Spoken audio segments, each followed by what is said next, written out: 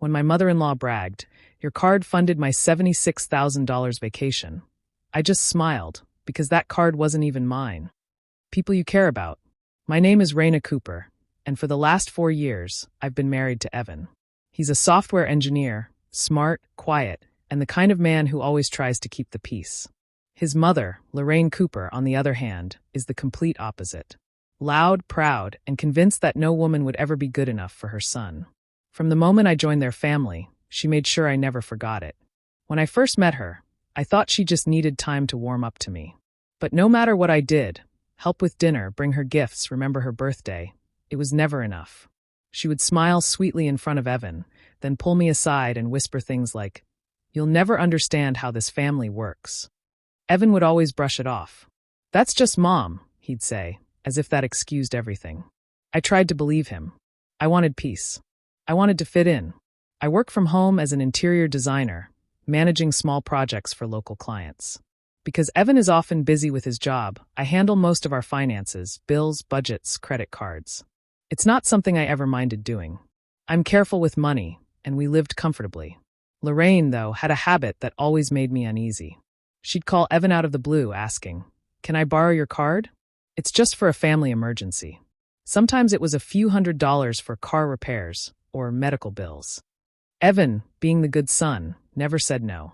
I didn't like it, but I didn't want to start another argument. A few months ago, Lorraine mentioned she was going on a much-needed Mediterranean cruise.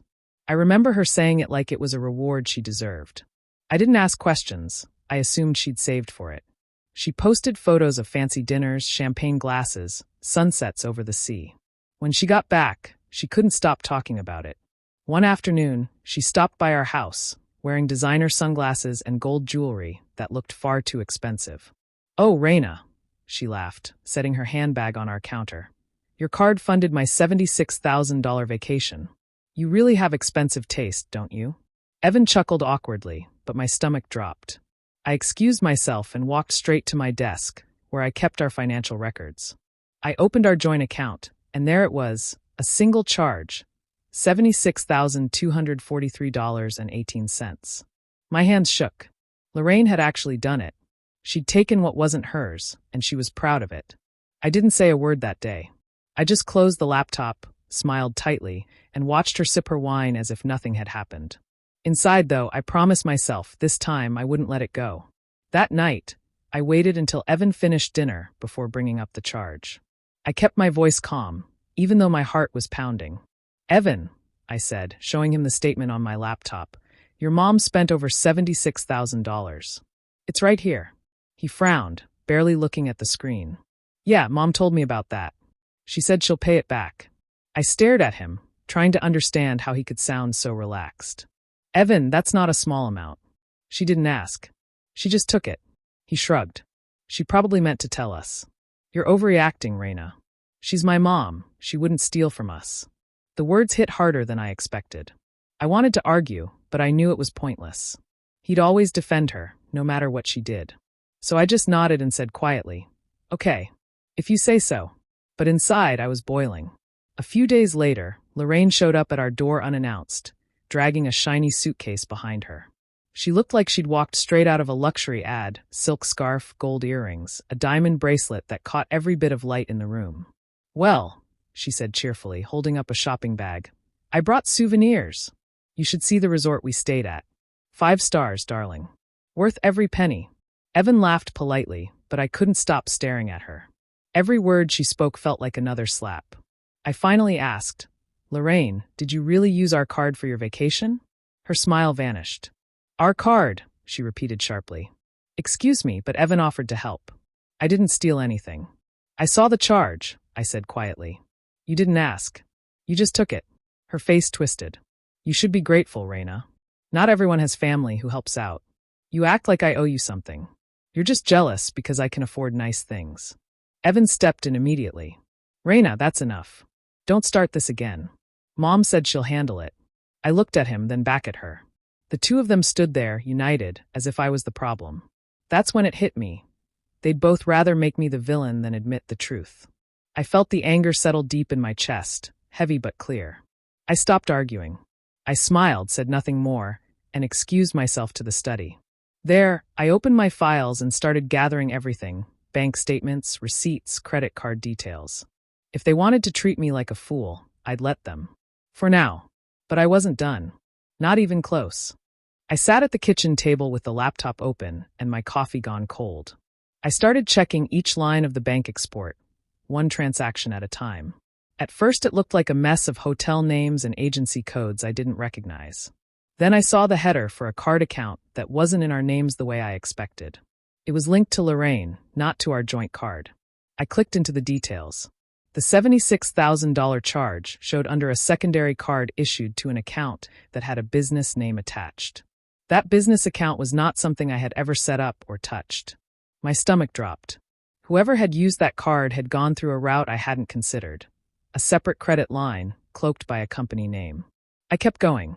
The deeper I looked, the worse it got. There were other cards and loans tied to that same business profile. Some accounts listed Evan as an authorized user. Others had my name on forms that I had never signed. The signatures looked similar but wrong in tiny ways. Phone numbers I did not know were listed as contact details. Addresses belonged to places I'd never been. I printed everything. I labeled pages and highlighted dates. I felt cold and steady at the same time, like a person watching someone else's crime scene through glass. I knew what this likely meant. Someone had opened credit lines using information that linked to our family. Not by accident. That afternoon I walked into the local branch and asked to speak with fraud. I did not tell them who I was to start. I explained the odd accounts and handed over the documents. The clerk's face changed as she swiveled her screen toward me. She asked a few quiet, precise questions and then said words that made my hands clench. "We will place holds on these accounts and open an investigation. There are multiple suspicious applications." She confirmed that some of the accounts used Evan's social security number and others listed my name as an authorized signer without my authorization. They froze the most risky accounts that same day. The bank said they would contact the credit bureaus and file fraud alerts. I left the building with a thin letter confirming their actions and a calmness that surprised me. I could have stormed home, dragged Lorraine into a fight, or called Evan and demanded answers. Instead, I walked back slowly, carrying the file like a small, dangerous animal. I decided not to speak yet. I could see the path forward if I waited and watched. Let them act as if everything were normal. Let them brag and assume no one noticed. In the quiet between my pulse and the city noise, I began to plan steps that were careful and exact. This would not be a moment of shouting. It would be a sequence of moves, each measured, to make sure the truth could not be denied. I didn't sleep much after the visit to the bank. The numbers and fake accounts kept circling in my head. By morning, I knew I needed someone who understood how deep this could go. I called Nate Barlow, a lawyer I'd gone to college with. We hadn't talked in a while, but when he picked up, his calm voice gave me a little courage. I met him at his small downtown office. It smelled faintly of coffee and paper. I handed him the folder with the statements and notes I'd gathered. He flipped through the pages quietly, his brow tightening with every line. After a few minutes, he looked up and said, "Raina, this isn't a misunderstanding. What your mother-in-law did, using your names, opening accounts, forging information, that's identity theft and fraud. It's serious." Hearing it out loud made my chest tighten, but also made things clear. I asked him what I should do. Nate told me to protect myself first. Don't let them know you're aware yet. Move your money somewhere safe. If they realize you've caught on, they might make things worse. I thanked him and walked straight to the bank again. I opened a new account under my name only, no joint access, no shared contact info. The banker helped me set it up quietly. Over the next few days, I transferred small amounts from our savings. Nothing large enough for Evan or Lorraine to notice right away. I left the joint account open but nearly empty. Enough to keep it looking normal. Each time I moved money, I felt a little steadier. It wasn't about greed, it was about taking back what was mine. Around that same time, Lorraine seemed to grow bolder. She started visiting more often, showing off new clothes and jewelry, dropping hints about planning the next big trip. She'd laugh and say things like, "When you marry well, life really opens up." I'd catch Evan smiling at her jokes, proud of her confidence. At family dinners, she'd talk about her expensive taste and how her son's success made it all possible. She'd glance at me as if daring me to say something. I never did. I'd just smile, nod, and pour her another glass of wine. Inside, I was calm but alert. Every boast, every smirk was another piece of rope she was tying around herself. I didn't need to expose her yet. I just needed to let her believe she'd won. The higher she climbed, the harder she'd fall. When Lorraine started talking about another well-deserved getaway, I knew my chance had come. She bragged at dinner about going to the Caribbean this time, saying she needed a break from all the stress of family drama. Evan nodded along, proud of her again. I stayed quiet, smiling like I always did. A week later, she called me while I was working. "Raina, dear," she said sweetly. "Mind if I use the joint card for a few last-minute things? Just small stuff before the trip." Her tone was casual, like it was nothing. I said, "Sure, go ahead," as if I hadn't been waiting for those exact words. The truth was, there wasn't much money left in that account. I had made sure of it, but I knew Lorraine's habit. She never checked balances. She assumed there would always be more because she thought she could take whatever she wanted. That evening, I called the bank and spoke to the fraud department. I told them I suspected future misuse on my joint account and asked them to monitor transactions closely. "Don't block anything yet," I said, keeping my voice calm. "Just keep an eye on it and notify the proper authorities if anything looks suspicious." The representative understood and made a note. Everything was set.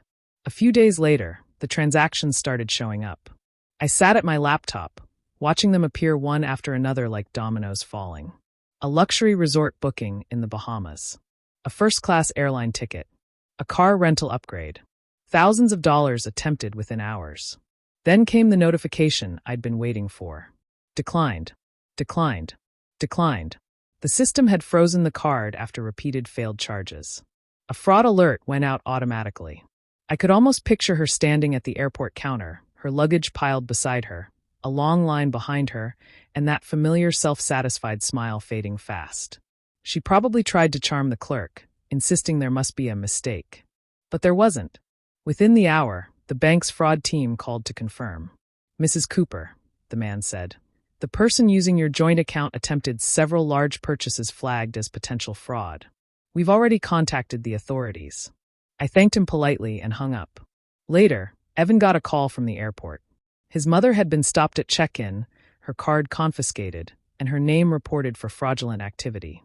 For the first time since this all began, I felt something close to peace. I didn't gloat. I didn't even smile. I just sat there, quiet and steady, knowing the trap had finally closed exactly as planned.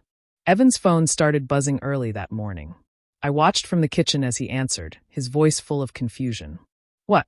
Detained? For what?" He grabbed his jacket and keys before I could ask anything. "It's Mom," he said quickly. "Something about a credit card problem at the airport." Then he rushed out the door. I stayed behind, pretending to be puzzled but calm. I made myself coffee and waited. About an hour later, my phone rang. It was Evan. His voice sounded shaky. "They're saying Mom tried to use a card that wasn't hers. They've called the police. They're looking at her accounts." I let a soft gasp escape, just enough to sound believable. "Oh no," I said gently. "I thought that was your card she used. Isn't that what she told you?" The silence on his end said everything. At the airport, officers were already questioning Lorraine. They had pulled up the records and linked the fraudulent cards back to her. The files showed multiple forged authorizations, her handwriting imitating mine and Evan's on several forms. When the officers showed her the paperwork, she tried to laugh it off. Then she panicked. She insisted it was all a misunderstanding. "My son said I could use the cards. My daughter-in-law must have done something to make this look bad." She pointed fingers at everyone but herself. The officers didn't buy it. They had her signatures, transaction histories, and timestamps. Every lie she told only made the truth clearer. When Evan called again later, his voice was quiet, broken. "They said she opened accounts in my name," he said slowly, "and even one with yours. They found forged documents, Raina. She actually signed your name." I kept my tone soft. "I'm sorry, Evan. I know this must be hard to hear." He didn't answer for a long time. I could hear his breath shaking. "I don't understand how she could do this," he said finally. "To us." I didn't remind him how many times I'd warned him. There was no point. The truth had spoken for itself. By evening, the police had escorted Lorraine away for further questioning. The luxury bags she'd flaunted now sat abandoned near the ticket counter. When Evan came home, he looked pale and defeated. I said nothing more, just placed a glass of water in front of him and sat quietly. Inside, I felt calm, not happy, not angry, just certain. Everything was unfolding exactly as I had planned. I tried to tell myself to forgive, to let it go, but when Evan asked me to forgive his mother, claiming she didn't mean harm, I felt a mix of anger and disbelief. How could he ask that of me after everything I had endured? I wanted to explain how his silence and enabling had hurt me for years, but he only seemed to see himself as the victim. He kept pushing, his voice rising with frustration. I told him I couldn't forgive. Not now, not ever, because for years I had carried the weight of his choices. I had waited for him to stand with me, to see me, and instead I had been alone with the consequences. My words didn't soften him. They only made him angrier. Soon the accusations started. He told me I was ruining his family, as if my need for respect and fairness was a crime. I couldn't argue anymore without feeling drained, and the tension between us became unbearable. I knew I had to make a choice for myself. I packed my things quietly, leaving behind just a single note on the kitchen table. I didn't yell, I didn't slam doors. I wrote simply, "You chose her long before I left." Those words carried everything I couldn't say aloud. Leaving felt like stepping into the unknown, but it also felt like finally breathing after holding my breath for years. Once I was out, I began the slow, steady process of rebuilding myself. Filing for divorce was not easy, but it was necessary. It gave me a sense of control I hadn't felt in a long time. I focused on my independence, on making choices that were only about me, not about keeping a fragile peace or trying to fix something that had been broken too long. Each day I felt a little stronger, a little more myself. It wasn't until later that I realized how careful I had been, quietly protecting myself legally while he remained blind to the steps I had taken. By the time he understood, it was too late. I had planned for this not out of spite, but out of necessity. I had learned to prioritize my safety, my peace, and my future. The house he thought he controlled no longer defined me, and the family he thought I had betrayed was already a past I had left behind. Now I move forward with clarity. The anger has softened, replaced with a sense of calm determination. I have chosen myself, and I will continue to choose myself. I am free from the weight of his expectations and his family's interference, and for the first time in a long while, I feel a quiet confidence that this life, built on my terms, is mine to live. Leaving was the hardest decision, but also the most necessary. It was the moment I stopped asking for permission to exist and started living for me. And as I step forward, I know that nothing he says or does can undo the choices I made to protect myself and my future. I never expected to be in a courtroom, but there I was, facing Lorraine and the mess she had created. She was being charged with fraud, identity theft, and using credit without permission. I had spent so much time gathering evidence, organizing every document, every email, every record that showed exactly what she had done. I knew the truth, and I knew it would stand on its own. When it was my turn to speak, I stayed calm. I didn't raise my voice or show anger. I simply told the facts, one by one, presenting each piece of evidence clearly. Months of preparation had made this moment easier, in a way. I could see the disbelief on Lorraine's face as she realized that nothing she could say would change the proof. Every digital signature, every transaction, every message I had kept sealed her fate. Lorraine tried to twist the story, as if she could make me look like the villain. She argued, interrupted, and pointed fingers, but her words fell flat against the evidence I had carefully documented. Even Evan sat quietly, not defending her, just watching as the reality of her actions became impossible to ignore. I could feel the tension in the room as her arrogance began to crumble. The way she carried herself, confident and untouchable for so long, started to break. Finally, it happened. They put her in handcuffs. Evan didn't say a word. He just watched, frozen, as the woman who had caused so much chaos was led away. I didn't feel triumph or gloating. I didn't feel the urge to gloat at her defeat. Instead, I felt a deep, quiet sense of closure. I had faced the situation honestly, followed the law, and protected myself. The court had seen the truth, and justice was being done without me having to shout or fight in anger. Sitting there, I thought about all the months I had spent trying to protect myself and rebuild my life. It hadn't been easy, but everything had led to this moment of clarity. Lorraine's schemes couldn't touch me anymore. Her lies, her manipulations, and even Evan's hesitation had no power here. What mattered was that the law had seen the facts, and the truth could no longer be hidden. As the court emptied, I felt a weight lift from my shoulders. The legal reckoning wasn't about revenge, It was about setting things right. I had kept my integrity, stayed honest, and let the system work. For the first time in a long while, I felt that I could finally move forward without fear, without worry, and without anyone controlling the path of my life. It wasn't satisfaction I felt. It was something simpler, cleaner, closure. I had stood my ground, and the truth had won. I could finally close this chapter and continue living on my own terms, free from the shadow of Lorraine's actions and the chaos she had tried to drag me into. Months after everything ended, I finally signed the papers that made my divorce official. It felt strange, almost unreal, to close that chapter completely. I left the old life behind and moved to a small coastal town in Oregon. The air was different here, salted with the ocean, fresh and open. And for the first time in years, I felt like I could breathe without holding back. I started a small interior design studio, something I had always dreamed of, but never allowed myself to pursue. It wasn't easy at first, but slowly clients came, projects grew, and the work brought me joy. Each room I designed, each space I transformed, felt like a piece of myself I was reclaiming. I was building a life entirely on my own terms, and that independence, that freedom, was something no one could take away. One afternoon, as I was sorting through mail, I found a letter from Lorraine. My heart didn't race. I didn't feel curiosity or dread. I already knew her words wouldn't change anything. She was in jail, writing to beg for forgiveness, as if her asking somehow mattered now. I opened the envelope, read her carefully worded apologies and pleas. Her handwriting was neat, almost pleading, but there was no power in it anymore. I folded the letter with deliberate care and walked to the fireplace. The flames crackled as I tossed it in, watching the paper curl and turn to ash. It felt symbolic, a quiet letting go of the past, a reminder that her control over me had ended long ago. "You wanted my card, Lorraine," I murmured softly, almost to myself. "Now you can keep the debt." I didn't feel anger or triumph. I felt calm, a steady certainty that I had made it through the chaos and come out whole. The past would always be part of me, but it no longer had the power to hurt me. I had my life, my work, and my peace. Looking out at the ocean from my small studio, I realized that this quiet victory, the one without applause or attention, was the one that mattered most.